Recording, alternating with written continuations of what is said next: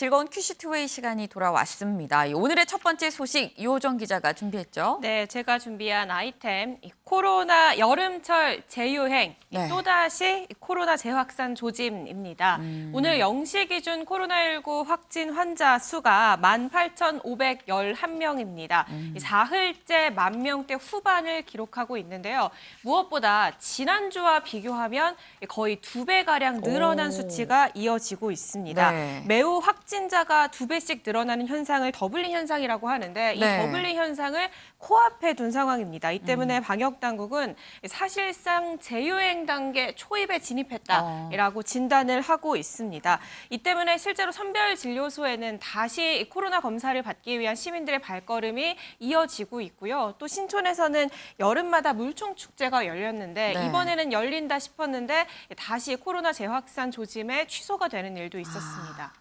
아니 그런데 그때 뭐 정부에서 조사를 하지 않았어요? 국민의 95%가 이 코로나19 항체를 갖고 있다. 뭐 이런 조사 결과가 나왔었는데 왜 다시 유행하는 걸까요? 네, 일단 대부분 백신 접종 후 시간이 이미 많이 지났기 때문에 면역이 그만큼 떨어졌다라는 판단을 하고 있는 건데요. 그런 영향이 이번 재확산의 원인이 될 수 있고요. 네. 또 다른 원인은 전파력이 높은 BA.5 새로운 변이가 다시 확산되고 있기 때문입니다.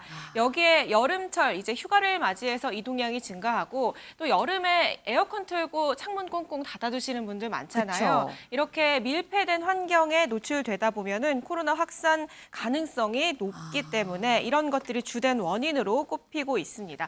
다만 중증화율이 낮기 때문에 아직 네. 크게 우려할 수준은 아니다라고 얘기를 하지만 그래도 고위험군에 대한 대비는 철저하게 필요한 상황입니다. 아니 근데 그렇다고 한다면 우리 한 3차까지는 뭐 대부분 다 맞았을 텐데 4차 접종도 해야 되는 걸까요? 네, 일단 방역당국은 고위험군을 대상으로는 4차 네. 접종을 권고하고 있는 상황입니다. 이상민 행정안전부 장관의 브리핑 얘기 직접 들어보시죠. 이번 재확산의 파고를 슬기롭게 넘으려면 무엇보다도 백신 접종이 필요합니다.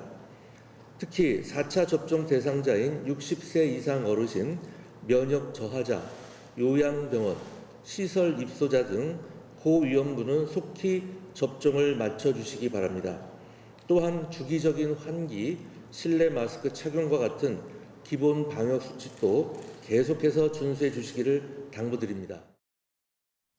네, 이렇게 고령층 그리고 면역 저하자 등 고위험군을 대상으로 한 이 4차 접종을 권고를 하면서 이 네. 4차 접종을 전 국민으로 확대할지 이 부분에 대해서도 이 논의를 하고 있습니다. 대다수의 국민들이 백신 접종 효과가 떨어졌다라는 판단인 건데 네. 반면에 그 효과가 있을까 하는 회의론도 만만치 않은 상황이거든요. 네. 방역당국은 전문가들과 좀 논의를 할 계획이라고 밝혔습니다. 여기에 함께 이 방역당국은 이 재유행 이 대응에 총력을 다하겠다라는 입장입니다. 전문가들은 그동안 꾸준히 이 재확산을 우려해야 된다라면서 경고해 왔는데요. 네. 이재갑 한림대 교수는 빠르면 8월 중순, 네. 늦으면 9월이나 10월쯤 네. 하루에 10만에서 20만 명 정도의 확진자가 나올 수도 있다라는 예측을 내놓기도 했습니다. 네, 아니 뭐 빠르면 8월, 당장 뭐 다음 달입니다. 다음 달에 뭐 10만, 20만이 될 수도 있다라는 전망입니다. 이 전망이 틀리면 좋겠다는 생각이 좀 드는데, 근데 저는 아까 보면서 좀 의아한 게 아니 왜 중대본 브리핑을 행안부 장관이 해요? 이상민 행안부 장관이 한 거 아니에요? 네, 보통은 복지부 장관이 해왔죠. 그렇죠. 그런데 지금 복지부 장관이 공석이기 때문인 네. 것으로 보이는데요. 보통 중앙재난안전대책본부 중대본의 본부장은 국무총리고 네. 그 아래 1차장, 2차장이 있는데 1차장이 복지부 장관, 2차장이 행안부 장관입니다. 그런데 네. 복지부 장관의 공석으로 인해서 지금 행안부 장관이 브리핑을 주재하고 있는 모습입니다. 그렇군요. 은영미 위원님, 네. 지금 코로나가 다시 재유행하는 것 같은 지금 그런 상황인데 이 상황에서 지금 보니까 복지부 장관은 또 공석입니다. 그렇죠. 국민들 입장에서는 좀 불안할 수 있어요. 네.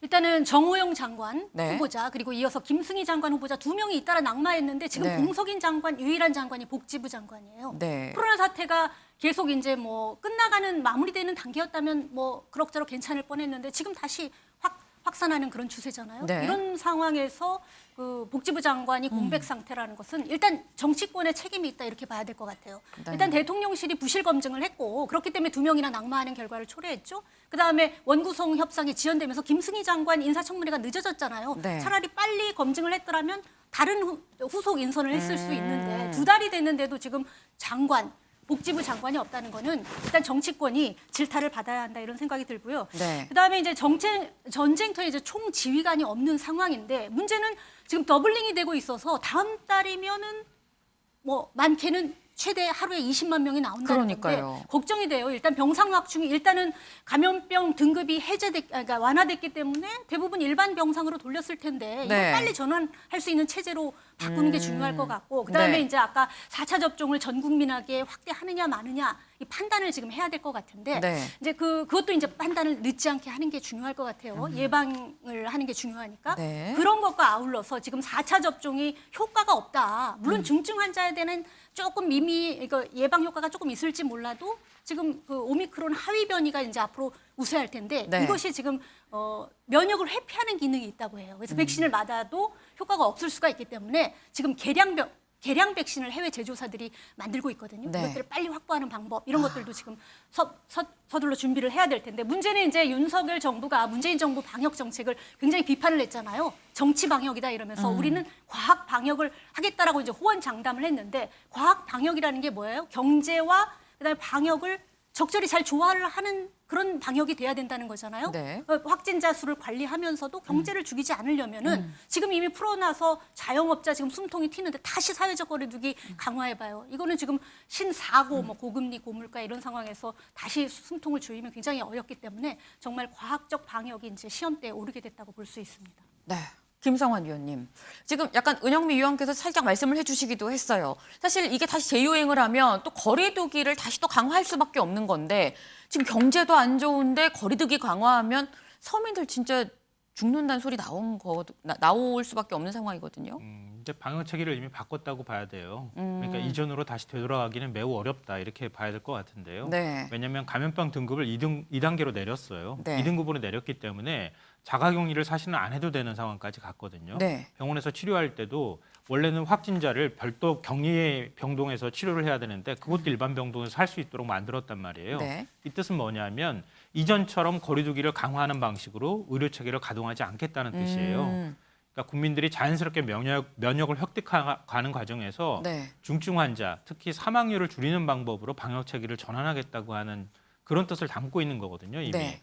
그러니까 제가 볼 때는 10만 명대가 나온다 하더라도 이전처럼 사회적 거리두기 방식으로 그렇게 해서 방역을 감염자들을 확산하는 걸 차단하는 이런 방식으로 가지는 않을 것이다 이렇게 생각하고요. 네. 다만 이제 앞서도 잠깐 말씀하셨던 것처럼 윤석열 정부 들어서서 과연 방역 체계에 얼마나 시급성을 인정하고 있는가, 인지하고 있는가 이게 매우 중요하다는 거죠. 그러니까 기존에 이제 방금 전에 말씀드렸던 그런 방식으로 의료 체계를 전환했다고 하면 네. 그러면 다시 또 대유행이 올 것에 대비해서 여러 가지 준비 작업을 하나 둘씩 했었어야 하는데 과연 그걸 얼만큼 하고 있는가 이 부분이 저는 관건이 될 거라고 보거든요. 네. 그러니까 나중에 허겁지겁하는 그런 모습 보이지 않고 혼란스럽지 않게 국민들한테 미리미리 신호를 보내주고 지금 60대 이상은 중증으로 아무리 이제 변이가 발생한다 하더라도 백신을 접종하면 중증으로 갈 확률은 확실하게 막아주는 효과가 있거든요. 네. 근데 60대 이상은 지금 한 30%대밖에 안 돼요. 백신 접종률이. 60대 이상을 대상으로 해서 적극적으로 홍보 작업을 좀 한다거나 이런 준비 작업들을 지금부터 하나씩 하는 게 굉장히 중요하다 이렇게 생각합니다. 네, 지금 사실 두 분이 뭐 비슷한 말씀을 좀 주셨습니다. 근데 어쨌거나 이 거리두기에 대해서는 다시 강화될 가능성이 커 보이지 않은 상황에서 중요한 거는 시의적절하게 미리미리 준비해서 빨리빨리 과학 방역으로 좀 요거를 잘 대처를 해야 된다라는 말씀이신 것 같습니다.